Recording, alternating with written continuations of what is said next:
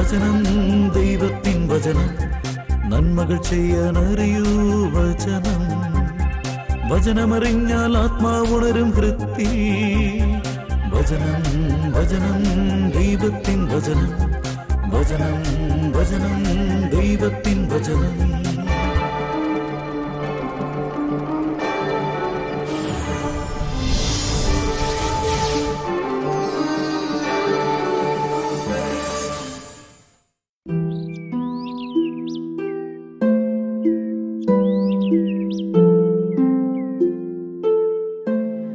Hello hello, ഇത് ഏലിയാസ് അല്ലേ?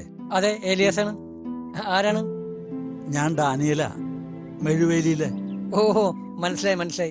എന്താ സാറേ? അതെ ഏലിയാസേ, എന്റെ വീട്ടിൽ കുറച്ച് വർക്കുണ്ടല്ലോ. അതിനെന്താ സാറേ, നമുക്ക് ചെയ്യാം. എപ്പോഴാണെന്ന് സാറ് പറഞ്ഞാൽ മതി. അത് തന്റെ സൗകര്യം പോലെ. ഓ, എത്രയും പെട്ടെന്ന് ചെയ്താൽ നന്നായിരുന്നു. ഈ ടെറസിന്റെ മുകളിൽ ചെടികൾ വളർത്താൻ ആഗ്രഹിക്കുന്നുണ്ട് വൈഫൈ. അത് കൊള്ളാല. അപ്പൊ ചെടികൾ വയ്ക്കാൻ 2-3 സ്റ്റാൻഡുകൾ ഉണ്ടാക്കണം.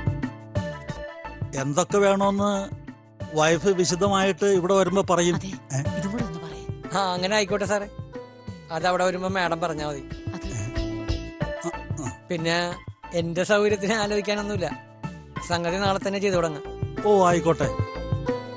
അപ്പൊ രാവിലെ ഇങ്ങ് വന്നാ മതി. ഒരു മിനിറ്റ്. എന്താ? ഇവിടെ അകത്തും കുറച്ച് വർക്കുണ്ടെന്ന് പറയുന്നേ. ഓ ഹലോ. സാറേ. അതെ ഏലിയാസേ, വീടിനകത്തും കുറച്ച് വർക്കുണ്ടെന്ന്. അതൊക്കെ നമുക്ക് ചെയ്യാം സാറേ. എല്ലാം നാളെ തന്നെ ചെയ്യാം. എന്താ നാളെ ചെയ്യണതിന് സാറിന് വല്ല ബുദ്ധിമുട്ടുണ്ടോ? ഏയ്, എനിക്കൊരു ബുദ്ധിമുട്ടുമില്ല. എന്നാ നാളെ തന്നെ തുടങ്ങിക്കോ. എങ്കിൽ പിന്നെ നാളെ രാവിലെ 8 മണിക്ക് ഞാൻ അവിടെ ഉണ്ടാവും. ശരി. ശരി സാറേ. ഈശ്വരാ, എത്ര ദിവസം കൂടി വന്ന പണിയാണിത്. നന്ദിയുണ്ട് ദൈവമേ, നന്ദിയുണ്ട്. ദൈവത്തോട് ചേർന്ന് നിൽക്കുവിൻ, അവിടുന്ന് നിങ്ങളോടും ചേർന്ന് നിൽക്കും. യാക്കോബ് 4-8 എടി ആലീസേ, ഞാനിപ്പോ വരാട്ടാ. ആ ജോണപ്പന്റെ വീട് വരെ ഒന്ന് പോയിട്ട് വരാം. ശരി.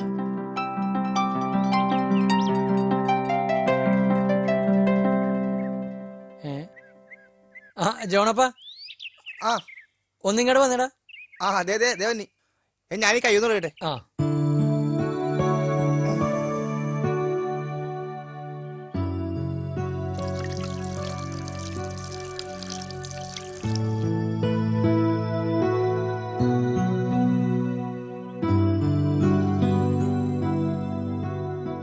നീ കാലത്ത് നല്ല പണിയിലാണല്ലോ.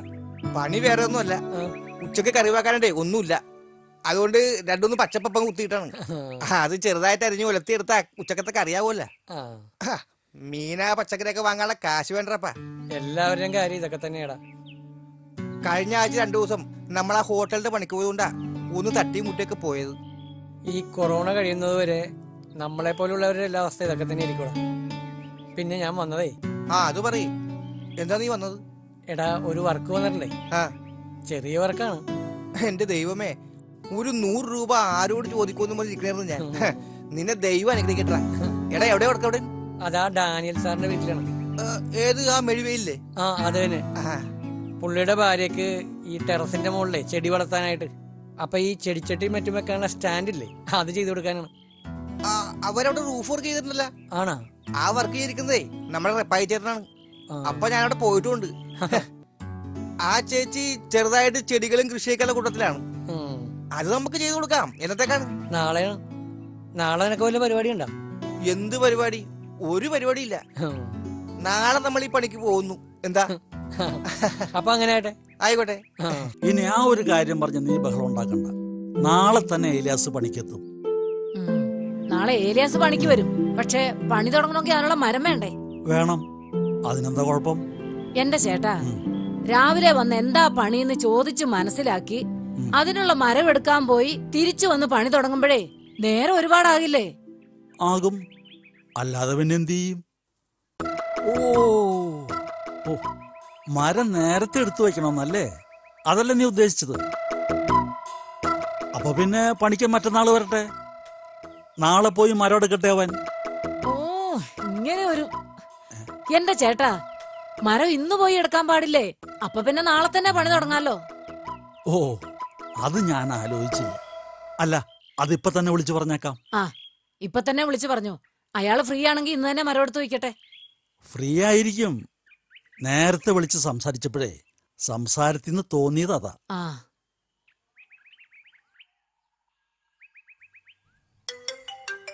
അതേ ഫോൺ അടിക്കണം. ദേ ഇതാ സാറാണല്ലോ. ആ എടുക്ക്, നീ എടുക്ക്. ഹലോ. ഇത് ഞാനാ ഡാനിയല്. മനസ്സിലായി സാറേ, സാറ് പറഞ്ഞു. അതെ, നാളത്തെ പണിക്ക് വേണ്ട മരം ഏലിയാസ് ഫ്രീ ആണെങ്കിൽ ഇന്ന് തന്നെ എടുത്തു വയ്ക്കായിരുന്നല്ലോ. അപ്പൊ രാവിലെ തന്നെ പണി തുടങ്ങാലോ. അതിപ്പോ അതിനധികം സമയമൊന്നും വേണ്ട സാറേ. ആ അവറാച്ചൻ ചേട്ടന്റെ അടുത്ത് നിന്നാണ് ഞങ്ങള് സാധാരണ പണിക്കുള്ള മരം എടുക്കാറുള്ളത്. അത് സാറിന്റെ വീടിന്റെ അടുത്ത് തന്നെയാണല്ലോ. അതുകൊണ്ടാണ് ഞാൻ. അല്ലെങ്കിൽ വേണ്ട, ഞങ്ങൾ ഇപ്പൊ തന്നെ വന്ന് അളവെടുത്ത് മരം എടുത്തു വെക്കാം. എന്താ? അങ്ങനെ ആയിക്കോട്ടെ, ഞാൻ അവിടെ വീട്ടിൽ തന്നെ ഉണ്ട്. ഓ ശരി സാറേ. ആ, ഓ, അവരെ ഇന്ന് തന്നെ പോയി എടുക്കാന്ന്. ആ.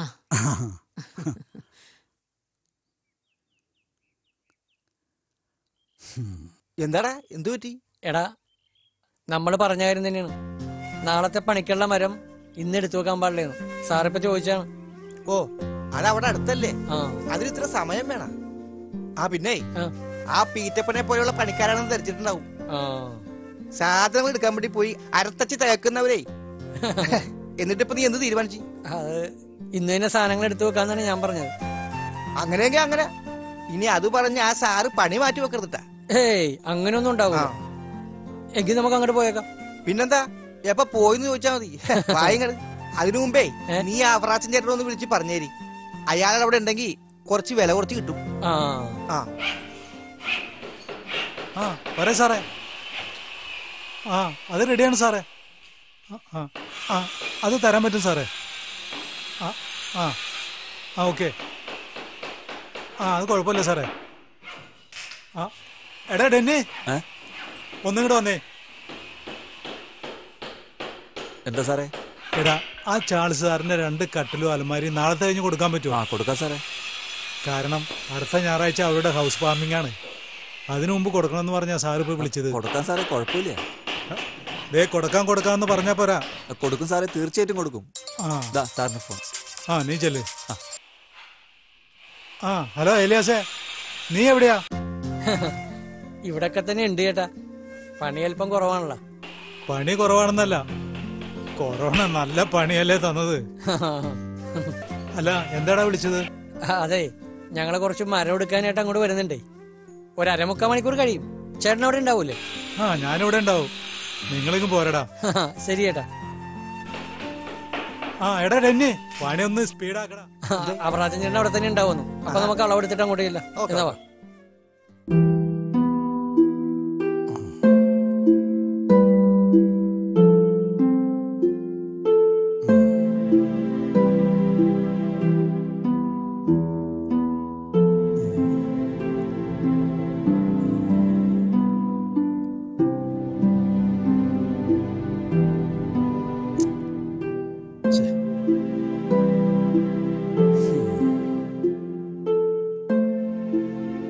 എന്തു പറ്റി ചേട്ടാ?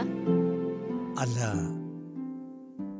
ഏലിയാസ് പണിക്ക് വരുന്ന കാര്യം പറഞ്ഞ കൂട്ടത്തിലേ ഞങ്ങളങ്ങ് വന്നേക്കാന്ന് പറഞ്ഞപ്പോ ഞാനത് അത്ര കാര്യമായിക്കില്ല. എന്ത്? അല്ല മേരി, ആ? ഇതിപ്പോ ഇവരളവെടുക്കാൻ വന്നപ്പോഴാണ് 2 പേരുണ്ടെന്ന് അറിയുന്നത്. ഈ ചെടി വെക്കുന്ന സ്റ്റാൻഡ് എന്നൊക്കെ പറയുമ്പോ ഒരാൾക്ക് ചെയ്യാവുന്ന പണിയല്ലേ ഉള്ളൂ. പറഞ്ഞോണം, അത് ശരിയാണല്ലോ. 2 പേരെന്തിനാ? അല്ലേട്ടാ, ഒരാൾക്ക് എത്രയാ കൂലി? അതിപ്പോ കൂടിയ 900 രൂപ. അപ്പോ 2 പേരാണെങ്കിൽ 1800 രൂപ അല്ലേ? ചേട്ടന് പറയായിരുന്നില്ലേ ഏലിയാസ് മാത്രം വന്നാ മതിയെന്ന്? അല്ല, അതിപ്പോ മരം എടുക്കാൻ പോകാൻ ഒരാളെ കൂടെ കൂട്ടിയതായിരിക്കും. ആ, അതിനെന്തെങ്കിലുമൊക്കെ കൊടുത്താ മതിയായിരിക്കും അല്ലേ? ഓ, അതൊക്കെ അവൻ ഏലിയാസ് നോക്കിക്കോളും. ഉം. ഏതായാലും ഇന്നവര് മരം എടുത്ത് വയ്ക്കട്ടെ. നാളെ പണിക്ക് വരുമ്പോ അതപ്പ നോക്കാലോ. എന്ത് നോക്കാന്നാ ചേട്ടനീ പറയുന്നത്? അവര് 2 പേരും വന്നു കഴിഞ്ഞിട്ട് പിന്നെ പറയുന്നതിലും നല്ലതേ ചേട്ടൻ അതിനു മുമ്പ് വിളിച്ചു പറയുന്നതല്ലേ. എന്നാലും ഒരു മനസാക്ഷിയൊക്കെ വേണ്ടേ? 900 രൂപയ്ക്ക് പകരം 1800 രൂപയെ. അതിപ്പോ അവൻ അതറിഞ്ഞ് ചെയ്യണ്ടേ? അറിഞ്ഞു ചെയ്തില്ലെങ്കിലേ നമ്മൾ അത് അറിഞ്ഞു പറയണം. ഉം. നാളെ ഒരു പണിക്ക് വരട്ടെ. അങ്ങനെ ഒരു നാളെ രണ്ടുപേരാണ് വരുന്നതെങ്കിലേ എങ്ങനെ കൈകാര്യം ചെയ്യണം എന്നുള്ളത് എനിക്കറിയാം. മനുഷ്യന്റെ കാൽവയ്പുകൾ കർത്താവാണ് നിയന്ത്രിക്കുന്നത്. തന്റെ വഴി തന്നെത്താൻ ഗ്രഹിക്കാൻ മർത്യന് കഴിയുമോ? സുഭാഷിതങ്ങൾ 20-ാം അധ്യായം 24-ാം വാക്യം. എടാ ഏലിയാസേ, ആ സാറിന്റെ ഭാര്യക്ക് നമ്മൾ പണിക്കാരെ അത്രക്ക് അങ്ങനെ പിടിച്ചിട്ടില്ല തോന്നുന്നു. അതെന്താണ് അങ്ങനെ തോന്നാൻ? അല്ല, നമ്മളെ അളവെടുക്കാനും പണിയേണ്ടത് എന്തെല്ലാമെന്ന് ചോദിക്കുമ്പോഴും അവരുടെ മുഖത്തൊരു തെളിച്ചമില്ലായ്മ. അതായത് ഒരു തൃപ്തി ഇല്ലായ്മ അല്ലേ? അതെ അതെ. അതിപ്പോ സൂക്ഷിച്ചു നോക്കിയാ ആ സാറിന്റെ മുഖത്ത് അതുണ്ടായിരുന്നു. അതെയല്ലേ? അതെന്തിനാ ഇത്ര കഷ്ടപ്പെട്ട് ഇഷ്ടമില്ലാതെ നമ്മളെ പണിക്ക് നിർത്തിയേക്കണത്? അതൊന്നും നമ്മൾ ചിന്തിക്കേണ്ട കാര്യമുണ്ടോ? നമ്മളെ പണിക്ക് വിളിച്ചാൽ നമ്മളത് ആത്മാർത്ഥയോടെ ചെയ്യുക, പോരുക, അത്രേ ഉള്ളൂ. നിങ്ങളുടെ ജോലി എന്തുതന്നെയായിരുന്നാലും മനുഷ്യനെയല്ല ദൈവത്തെ സേവിക്കുന്നത് പോലെ ഹൃദയ പരമാർത്ഥതയോടെ ചെയ്യുവിൻ. കൊളോസോസ് 3-ാം അധ്യായം 23-ാം വാക്യം. എടാ ഏലിയാസേ, എല്ലാം ഓക്കെ അല്ലേ? വേലയൊക്കെ ഞാൻ ന്യായമായിട്ട് എടുത്തിട്ടുള്ളൂ. അല്ല, ഈ ഡാനിയൽ സാറിന്റെ അവിടെ എന്ത് ചെയ്യാനെന്നാ പറഞ്ഞേ? ചെടിച്ചട്ടി സ്റ്റാൻഡോ? അതെ അതെ. അതാണ് കഴിഞ്ഞ ദിവസം പുള്ളി ഇവിടെ പണിക്കാരുടെ അടുത്ത് വന്ന് മരപ്പണിക്കാരുടെ ഡെയിലി കൂലിയൊക്കെ അന്വേഷിച്ചിട്ട് പോയത്. അല്ല, നിങ്ങൾക്ക് മരം കൊണ്ടുപോകാനുള്ള വണ്ടി ഇതുവരെ ഒന്നില്ലേ? ഇല്ലെന്നേ. ഇല്ല. എടാ ഡെന്നി, എടാ വണ്ടി വരാൻ പറഞ്ഞിട്ട് എത്ര നേരമായിടാ? ഇവന്റെ ഒക്കെ ഒരു കാര്യം. ഈ പുള്ളിക്കാരൻ ഡെന്നി തോമസ് ഒക്കെ പറഞ്ഞ് കൊറേ നേരം വിളിക്കണത്. ഇവിടെ നിന്നാ നിപ്പുള്ളൂ, നമുക്ക് അറിയില്ല.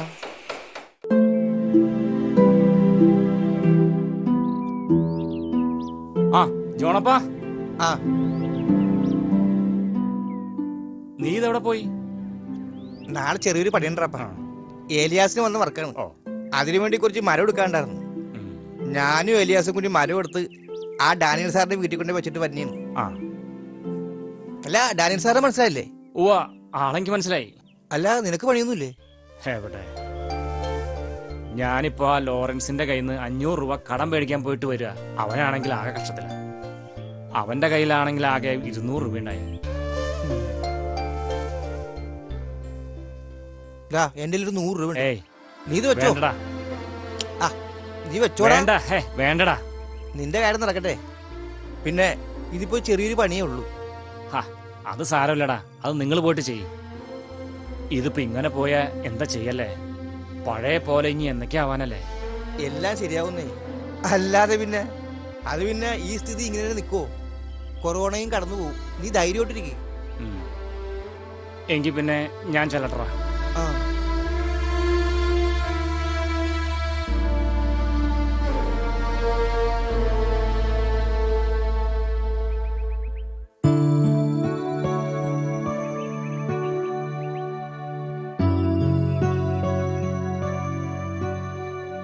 എങ്കി പോടാ.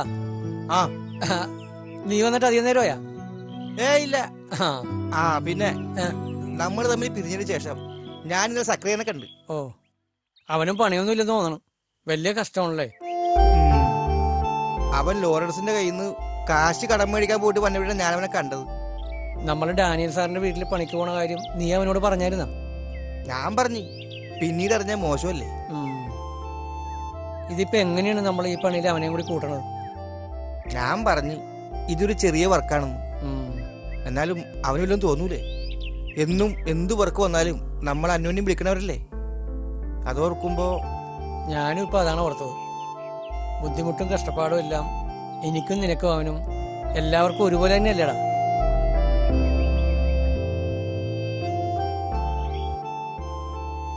നീ വാ. നിന്റെ അധരങ്ങൾ നീതി മൊഴിയുമ്പോൾ എന്റെ ആത്മാവ് ആഹ്ലാദിക്കും. സുഭാഷിതങ്ങൾ 23-ാം അധ്യായം 16-ാം വാക്യം.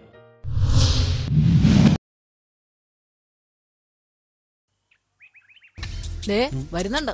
ഒരാളല്ല, 2 പേരെ.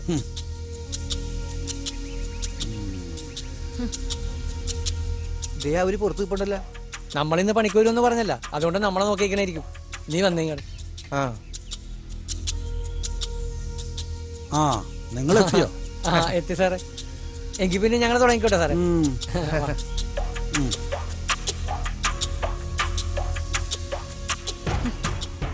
അങ്ങ് ചോദിക്കേട്ടാ, ദേ അവര് ജോലി തുടങ്ങാൻ പോവാ. രണ്ടുപേര് വേണ്ട, ഒരാള് മതിയെന്ന് ചെന്ന് പറയേട്ടാ. അല്ല, അവര് പണി തുടങ്ങുന്നതിന് മുമ്പ് ഒരു വഴക്കുണ്ടാക്കുന്നത് മോശമല്ലേ? അതാണോ മോശം? അവര് കൂലി ചോദിക്കുമ്പോ പറയുന്ന കാശ് കൊടുക്കേണ്ടി വരില്ലേ? എന്തിന്? അവര് പറയുന്നതല്ല, നമ്മൾ കൊടുക്കുന്നത് വാങ്ങിപ്പോക്കൊള്ളണം. അതിന് വഴി ഞാൻ കണ്ടിട്ടുണ്ട്.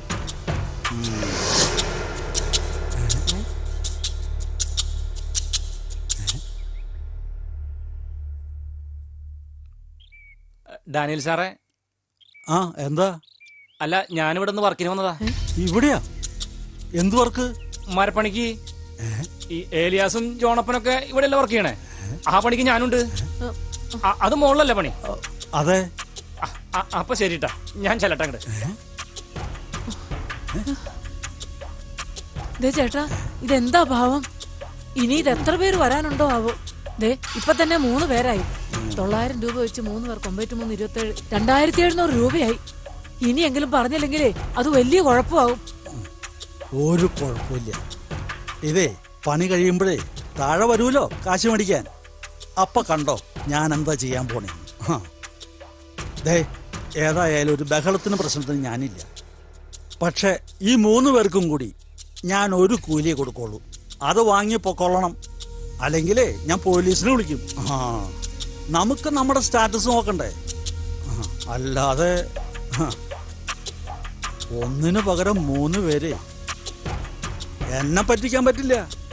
എന്റെ ദൈവമേ, പണി കഴിഞ്ഞ് അവര് കൂലിക്ക് വരുമ്പോ അറിയാം ഇവിടെ എന്ത് നടക്കുമെന്ന്. ആരെങ്കിലും ഒരു ധൈര്യത്തിന് വിളിക്കണോ? എന്തിന്? അല്ല, എന്തെങ്കിലും ഒരു കുഴപ്പമുണ്ടായാ? ദേ എന്നെ ഇവിടെ കൊന്നിട്ടാലും ശരി 3 കൂലി ഞാൻ കൊടുക്കില്ല ഉമാർക്ക്. നീ കണ്ടോ? നീ അകത്തേക്ക് വന്നേ. എന്റെ ദൈവമേ. വിദ്വേഷത്തിന്റെ വേരു വളർന്ന് ഉപദ്രവം ചെയ്യാതിരിക്കാൻ സൂക്ഷിക്കുവിൻ. ഹെബ്രായർ 12-ാം അധ്യായം 15-ാം വാക്യം. അതേനെ, ഒരാൾക്ക് ചെയ്യാനുള്ള പണിയേ ഉള്ളൂ. നമ്മൾ പറഞ്ഞത് ഒരാളോട്.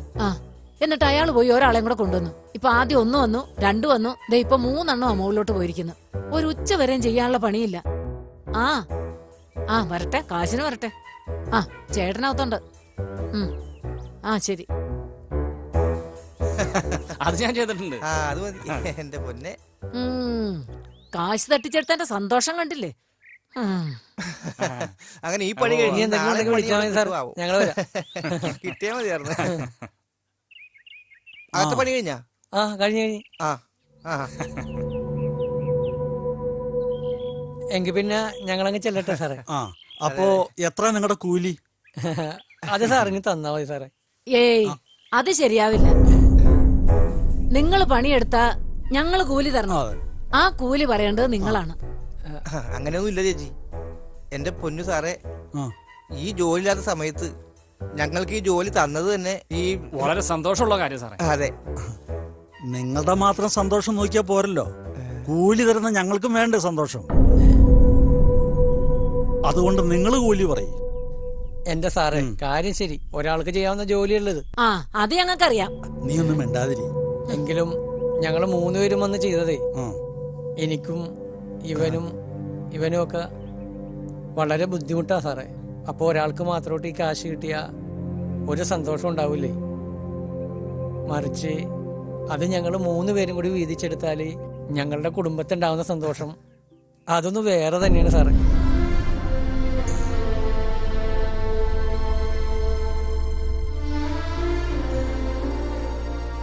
അതുകൊണ്ട് സാറ് ഞങ്ങൾക്ക് ഒരു കൂലി തന്നാൽ മതി, 900 രൂപ.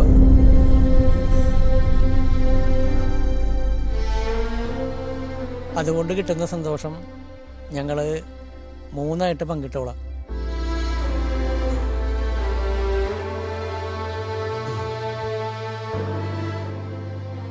നിങ്ങളിവിടെ നിൽക്ക്, ഞാനിപ്പോ വരാം.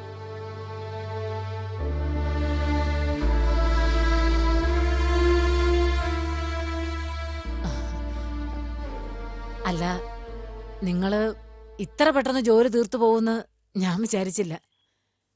ഇനി ഏതായാലും ചായ കുടിച്ചിട്ട് പോയാൽ മതി.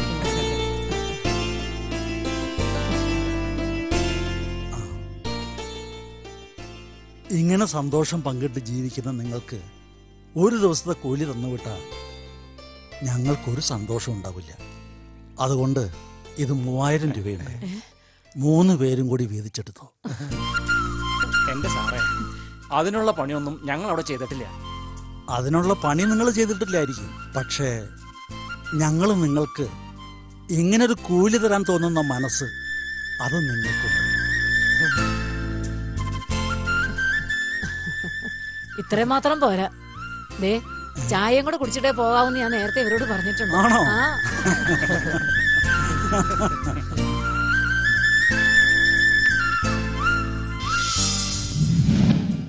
ദരിദ്രരോട് ദയ കാണിക്കുന്നവൻ കർത്താവിനാണ് കടം കൊടുക്കുന്നത്, അവിടുന്ന് ആ കടം വീട്ടും. സുഭാഷിതങ്ങൾ 19-ാം അധ്യായം 17-ാം വാക്യം. ഫോൺ 8891952600. ഇമെയിൽ വചനം പറയുന്നത് @gmail.com.